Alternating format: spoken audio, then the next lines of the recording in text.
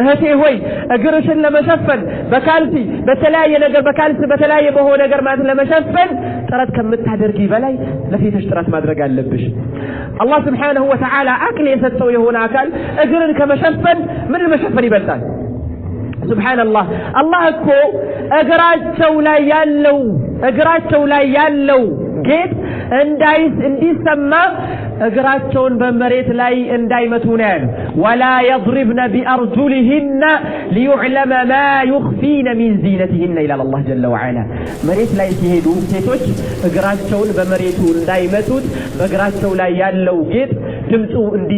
እንዳይሰማ ይላል አላህ ተባረከ ወተዓላ አላህ ተባረከ ወተዓላ ተሸፍኖ ከልብሱ ውስጥ ያለው ጌጥ ድምፁ እንዳይሰማ ከከለከለ ፊትንስ በምን ያክል ቢከለከል ነው አላህ Subhanahu Wa Ta'ala እንፍራ ሂጃብ እንዳይከብድሽ ሂጃብ እኮ Subhanallah ሂጃብ እኮ والله ደረጃው ቢታወቅ ብዙ ዋጋ ተከፍሎለት ብዙ ጥረት ተደርጎለት የሚለበስ የሆነ ነገር ነበር አላህ Subhanahu Wa Ta'ala ልንፈራ ይገባል እህቶቼ በሂጃብ ላይ ተነቃቂ ልታደርጉ ይገባል አላህ Subhanahu Wa Ta'ala ያዘዘውን ነብዩ አለይሂ ሰላቱ ወሰለም ያዘዙትን ይሄንን ሥርዓቱን ያሟላ የሆነን አለባበስ በመልበስ ላይ ልናፍራ ይገባል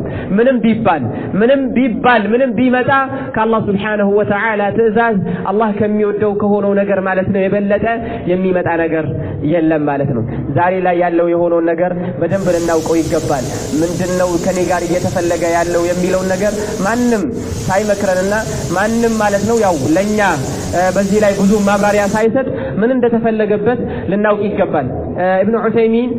ابن عثيمين رحمه الله تعالى من لالو النساء الآن بدأت تتوسع في اللباس وفي التطييب عند خروجها للسوق يلالو زاري ሴቶች